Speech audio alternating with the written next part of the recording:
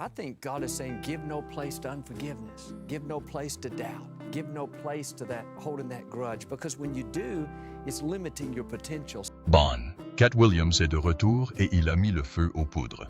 Vous vous souvenez de cette interview avec Explosive Club Chéché? Non? Celle où il s'en est pris aux élites hollywoodiennes et a exposé les dessous sombres de l'industrie du divertissement.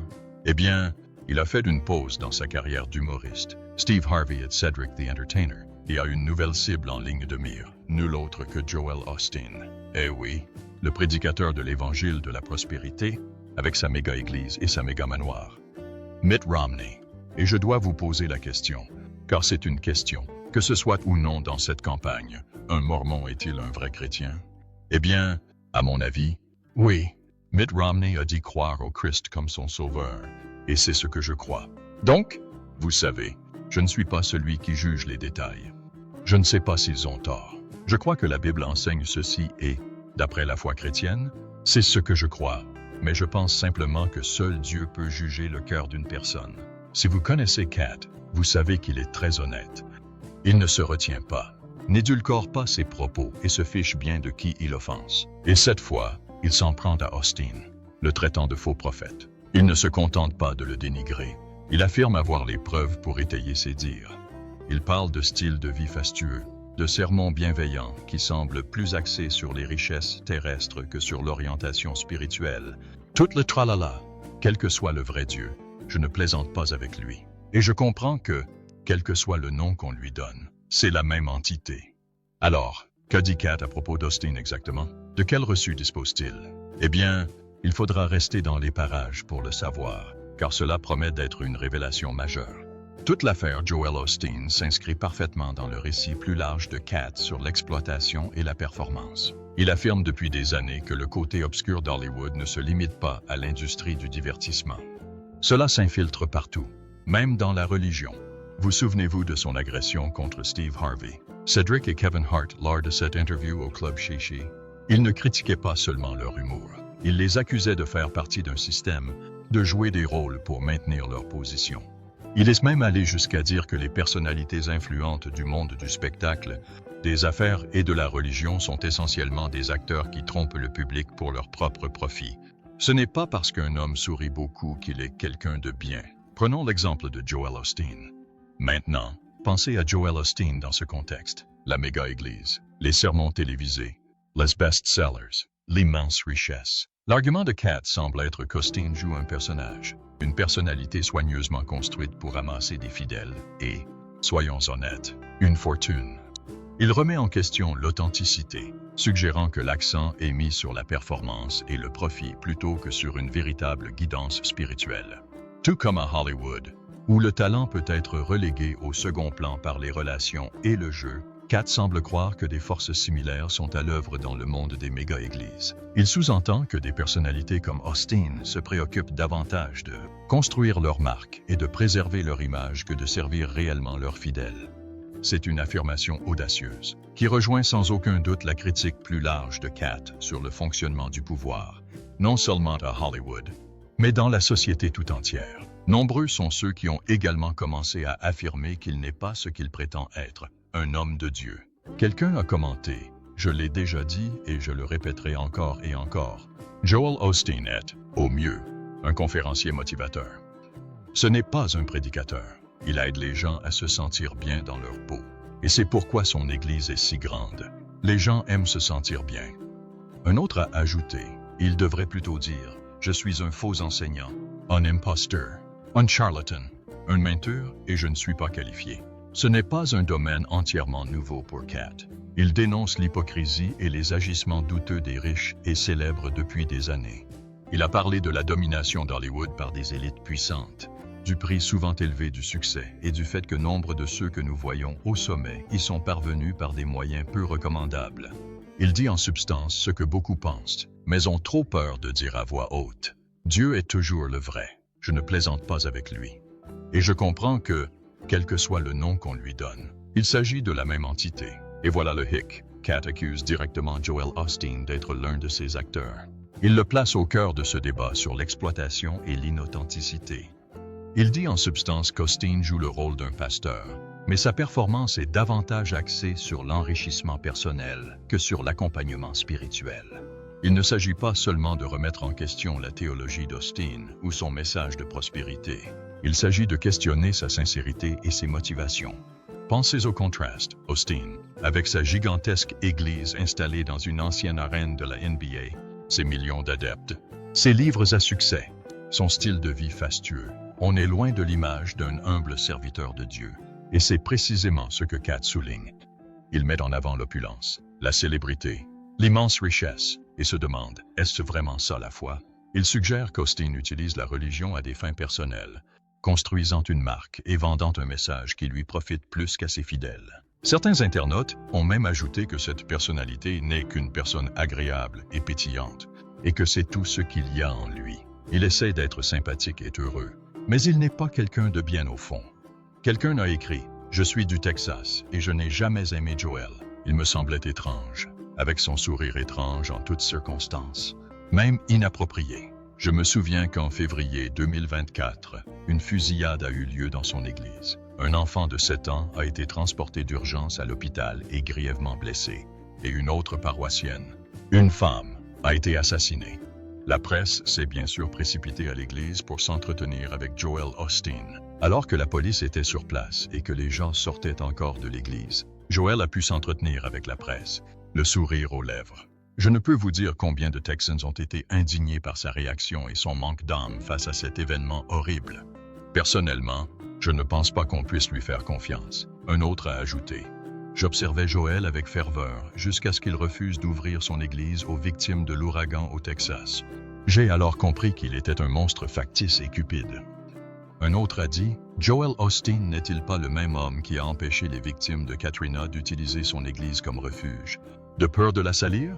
Je ne l'oublierai jamais. » Kat reconnaît ne pas connaître personnellement Austin et ne condamne pas nécessairement la foi de qui que ce soit, mais il soulève de sérieuses questions sur la nature du ministère d'Austin, sur la frontière floue entre foi et divertissement, et sur le potentiel d'exploitation lorsque la religion devient une marchandise.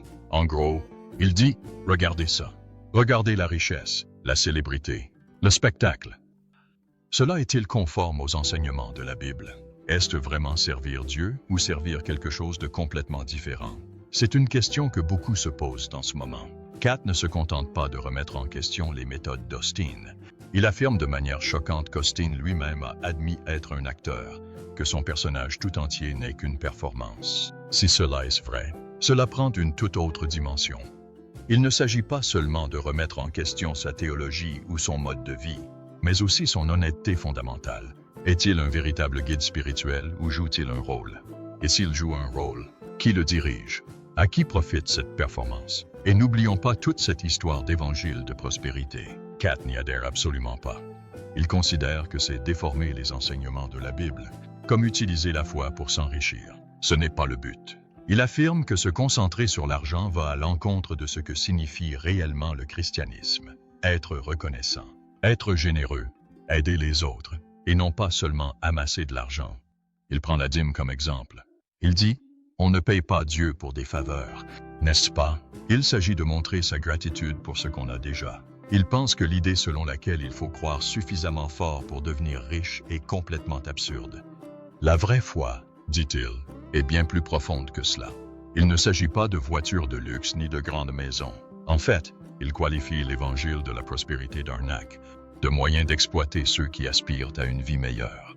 Et bien sûr, il relie cela à Joel Austin, un grand nom de la prospérité. Kat affirme donc qu'Austin n'est pas seulement un artiste, mais qu'il participe à un problème plus vaste, celui d'un système qui utilise la religion pour s'enrichir. Kat affirme donc que l'évangile de la prospérité est en contradiction totale avec la philosophie du christianisme.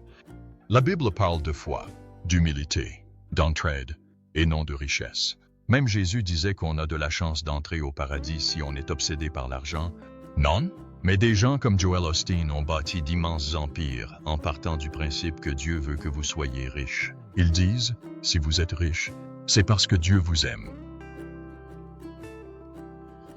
Ce qui explique bien leur propre manoir et jet privé. Kat souligne l'hypocrisie d'Austin lorsqu'il affirme ne pas percevoir de salaire d'église, alors qu'il engrange des millions grâce à ses livres, ses discours et les dons de personnes qui pensent que lui donner de l'argent les enrichira. Il met Osteen dans la même catégorie que ces autres télévangélistes qui vivent de l'évangile de la prospérité, comme Kenneth Copeland et ses jets privés, ou Creflo Dollar qui mendie des millions pour s'acheter un avion de luxe. Sans oublier Benny Hinn et son train de vie de riche fou. En gros, Kat dit, regardez ces types prêcher l'humilité tout en vivant comme des rois. Quelque chose cloche. Ce genre de prêche a un historique de scandales et d'affaires financières douteuses. Et Kat affirme qu'Osteen est en plein dedans. Il n'est pas un cas isolé.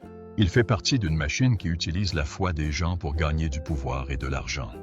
En qualifiant Osteen d'artiste de cette industrie religieuse à plusieurs milliards de dollars, Kat ne s'en prend pas seulement à Osteen. Il démolit tout le concept d'évangile de la prospérité. Et soyons honnêtes, Kat n'est pas le seul à regarder Osteen de travers. Ce type est controversé depuis des années. On lui reproche son hypocrisie et le fait qu'il semble se soucier davantage de l'argent que des gens. On voit son style de vie luxueux et ses sermons sur la richesse et on se dit « Attendez, ce n'est pas ça le christianisme ». Il ne s'agit pas seulement d'être en désaccord avec sa théologie. Il s'agit de son comportement, notamment dans les moments difficiles, et de son manque apparent de compassion. L'ouragan Harvey en 2017 en est un exemple frappant. Alors que Houston était sous les eaux, l'église de Lakewood a d'abord refusé d'ouvrir ses portes aux évacués, prétextant que le bâtiment était inondé. Cependant, suite à une forte pression publique et à des critiques virales sur les réseaux sociaux, l'église est soudainement redevenue accessible. Cet incident a alimenté l'idée qu'Osteen se souciait davantage de protéger ses biens que d'aider les personnes dans le besoin, renforçant ainsi l'image d'un homme déconnecté de la réalité et privilégiant ses propres intérêts à ceux de sa communauté. Ce n'était pas seulement une erreur de communication. Ce fut un moment décisif qui renforça le scepticisme de beaucoup à son égard et à l'égard de son ministère. Il apporta aux yeux de beaucoup la preuve concrète du décalage entre ses paroles et ses actes. Cet incident, ainsi que d'autres controverses, a créé un climat de méfiance envers Osteen, faisant de lui une cible fréquente de critiques et offrant un terrain fertile aux accusations de Kat Williams. Le scepticisme entourant Osteen ne se limite pas à l'ouragan Harvey ou à son train de vie fastueux. D'autres incidents ont alimenté la controverse. En 2021, un plombier a découvert des centaines de milliers de dollars en espèces et en chèques cachés dans un mur de l'église de Lakewood. Cette découverte était particulièrement suspecte, car l'église avait signalé un vol similaire des années auparavant, ce qui avait suscité des spéculations sur d'éventuelles malversations financières et dissimulations. Il y a aussi le contraste saisissant entre le message de foi d'Osteen et son propre style de vie extravagant. Osteen parle de foi et d'humilité, mais on le voit vivre dans une immense demeure de plusieurs millions de dollars, se promener dans des voitures de luxe. Ça paraît étrange. C'est un niveau d'opulence qui ne correspond pas vraiment à l'image d'un chef religieux humble. Pensez-y, la plupart des pasteurs se saliraient les mains, travailleraient directement avec leur congrégation, participeraient à des actions de proximité, rendraient une visite aux malades, ce genre de choses. Mais Osteen, Louis, agit davantage comme une célébrité. Il participe à des talk shows et prononce des discours de motivation. Même si la motivation n'a rien de répréhensible, ces discours manquent souvent de profondeur biblique. On se demande, où sont les Écritures? Où est le lien avec les véritables enseignements du christianisme? Je ne suis vraiment pas en colère. Je ne me sens pas victime. Je pense que c'est en grande partie dû à ma personnalité. Je me sens tellement chanceux que la vie soit trop courte pour me laisser abattre par ce genre de choses. Et ce ne sont pas seulement les gens ordinaires qui remarquent ce décalage. D'autres chefs religieux, qui ont consacré leur vie à l'étude et à l'enseignement de la Bible, le critiquent également. Ils l'accusent d'édulcorer les enseignements chrétiens, les rendant plus accessibles à un public plus large. Mais au prix de perdre le message essentiel, c'est comme s'ils transformaient la foi en une marchandise, un objet à emballer et à vendre. Ces sermons en sont un bon exemple. Ils regorgent d'affirmations positives, ce qui, encore une fois, n'est pas mauvais en soi, mais ils manquent souvent d'une véritable analyse biblique. Ils n'abordent pas les aspects complexes et difficiles de la Bible. Ils restent légers et superficiels. Il s'agit avant tout de se sentir bien et de croire en soi, ce qui, soyons honnêtes, ressemble plus à un séminaire de développement personnel qu'à un office religieux traditionnel. C'est pourquoi tant de gens remettent en question la profondeur et l'authenticité de son message spirituel. S'agit-il vraiment de foi et de connexion à Dieu? Ou s'agit-il d'autre chose? S'agit-il de construire une marque, de vendre des livres et de préserver une certaine image? Ce sont les questions que Katt Williams et bien d'autres soulèvent. Le timing de Katt est intéressant, car beaucoup doutent déjà d'Austin.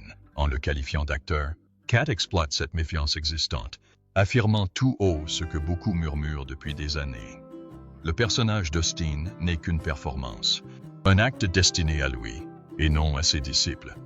Il ne s'agit pas de véritable leadership spirituel, mais de construire une marque et de gagner de l'argent. Et toute cette histoire avec Austin n'est pas une simple diatribe de Katt. Elle s'inscrit dans une réflexion plus vaste sur la façon dont nous sommes trompés. Il pense que le divertissement, la politique et la religion sont liés de manière dont nous n'avons pas conscience, et que beaucoup de dirigeants dans ces domaines ne font que jouer des rôles, monter un spectacle pour nous distraire et nous manipuler. Il ne se contente pas de dénoncer des individus. Il dénonce tout un système conçu pour nous maintenir dans l'ignorance. Il parle de faux prophètes, des pasteurs, d'acteurs, de politiciens, de tout le monde. Ils font tous de grandes promesses d'espoir et d'inspiration, mais ils vivent confortablement pendant que les gens ordinaires peinent à joindre les deux bouts. Il voit les grands pasteurs comme Austin comme partie prenante de ce jeu, affirmant qu'ils se soucient davantage de l'argent et du pouvoir que de l'aide spirituelle. Ils pensent que leur jeu est soigneusement planifié pour nous duper, pour nous distraire de leurs véritables intentions, et certains partagent son avis. Une personne a écrit sur Reddit « Des gens entrent dans mon église, déconcertés par Austin. Ils ne s'en remettent jamais. En disant « Je n'ai jamais vu quelqu'un se désintoxiquer de ses faux enseignements et retrouver le droit chemin. Ce n'est pas impossible. Bien sûr, Dieu peut sauver et donner la foi biblique, mais cela montre à quel point son enseignement est mortel et destructeur pour l'esprit et le cœur humain. Bien sûr, les propos de Katt suscitent de vives réactions. Certains l'acclament, le félicitant d'avoir dénoncé ces figures puissantes et hypocrites. Ils le voient comme quelqu'un qui parle au nom des gens ordinaires, quelqu'un qui n'a pas peur de défier le système et ceux qui abusent de leur pouvoir. Comme vous l'avez dit, certains le remercient même de parler au nom de Jésus, ce qui montre à quel point son message résonne chez certains. Mais il est vrai aussi que tout le monde n'est pas d'accord avec lui.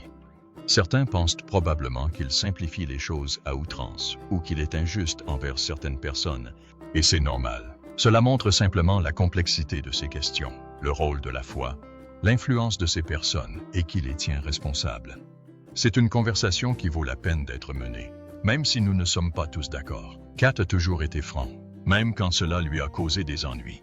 Il a été mis sur liste noire, moqué, et même arrêté. Mais il ne cesse de dire ce qu'il pense, surtout lorsqu'il s'agit de défier des personnes et des institutions puissantes. Beaucoup l'admirent. Ils le voient comme quelqu'un prêt à tout risquer pour dire la vérité, même si cela nuit à sa carrière. Et comme tu l'as dit, certains pensent qu'il a cette intuition unique qui lui permet de voir des choses que d'autres ne voient pas, comme ses prédictions qui semblent se réaliser maintenant. Il n'a absolument pas peur du contre-coup. C'est presque comme s'il s'y attendait. Il sait que dire la vérité aux puissants a un prix. Et avec toute cette histoire de Joel Osteen, il lance un débat que beaucoup refusent d'avoir. Il nous amène à nous interroger sur notre opinion des chefs religieux, sur le rôle de la foi dans nos vies et sur la façon dont ces institutions puissantes pourraient nous exploiter. Il ne nous facilite pas la tâche pour ignorer ces problèmes. Et c'est très important. Il ne se contente pas de nous donner des réponses. Il nous pousse à nous poser nos propres questions. Il incite les gens à parler et à remettre en question les récits des dirigeants. Il nous permet de comprendre les choses par nous-mêmes. Et c'est un argument puissant. L'un des arguments contre Joel Osteen est que, bien qu'il soit considéré comme le prédicateur le plus gentil d'Amérique, il n'est pas si gentil que ça. Et l'argument ne porte pas sur son impolitesse ou ses mauvaises manières. Il s'agit du contenu de son message et de la manière dont il le présente. Les critiques affirment que ses sermons suivent une structure prévisible, presque stéréotypée. Il commence par une blague. J'aime bien commencer par quelque chose d'amusant. J'ai entendu parler d'un pasteur et d'un chef de chant qui ne s'entendaient pas. Ça a commencé à déborder pendant les services. Un dimanche, le pasteur a prêché sur l'importance de donner. Ensuite, le chef de chant s'est levé et a dirigé le chant. Jésus a payé. La semaine suivante, le pasteur a parlé de ne pas commérage, de surveiller ses paroles. Le chef de chant s'est levé et a dirigé le chant. J'adore raconter cette histoire. Le pasteur, tellement frustré, a fini par se résigner et a dit à l'assemblée « Jésus m'a amené ici et Jésus m'a emmené. Le chef de chant a ensuite chanté « Quel ami nous avons en Jésus ». Puis il a présenté un problème ou un besoin ressenti auquel les gens peuvent s'identifier. Êtes-vous attentif à ce que vous ressentez dans votre esprit? Il est facile de l'ignorer, de le refouler. Mais si vous commencez à obéir à ses incitations, à ses suggestions, à ses doux murmures, Dieu vous guidera sur le meilleur chemin pour votre vie. Ensuite, il extraira un verset biblique, souvent hors contexte, et l'utilisera pour proposer une solution à ce problème. À 6 reprises dans les évangiles, Jésus dit « Celui qui a des oreilles, qu'il entende ce que dit l'Esprit ». Tout le monde a des oreilles. Il ne parlait pas de choses physiques. Il parle de votre oreille intérieure. Il demande « Êtes-vous sensible aux murmures? Êtes-vous attentif à ce que vous ressentez dans votre esprit? » Il vous expliquera ensuite comment il vit sa vie, comme un modèle à suivre. Le problème, disent les critiques, est que les solutions d'Austin s'apparentent souvent davantage à des conseils de développement personnel qu'à de véritables enseignements bibliques. Il crée essentiellement ses propres lois pour réussir, plutôt que de se concentrer sur les enseignements de Jésus. Il aborde rarement les points difficiles des Écritures, comme le péché, la repentance ou les conséquences de la désobéissance. Il privilégie la pensée positive et la réalisation d'objectifs, ce qui donne à ses sermons des allocutions de motivation plutôt que des conseils spirituels. Et en se donnant constamment en exemple, il met subtilement l'accent sur lui-même plutôt que sur Dieu. Il dit « Fais comme moi, et tu réussiras comme moi ». Ses détracteurs affirment que cela est non seulement égoïste, mais aussi qu'il exerce une pression excessive sur les gens pour qu'ils atteignent un certain niveau de vie, ce qui peut engendrer des sentiments d'inadéquation et de culpabilité. Ils soutiennent que le véritable christianisme repose sur la grâce et le pardon, et non sur l'observance d'un ensemble de règles pour atteindre la réussite matérielle. Ainsi, si Austin peut paraître amical et positif, ses détracteurs affirment que son message est finalement davantage axé sur lui-même et la réussite matérielle que sur une véritable croissance spirituelle. Et Cat s'en tient à cela. Cat Williams s'en prend désormais à Joel Osteen, le traitant carrément d'imposteur. Il ne se contente pas de remettre en question ses méthodes.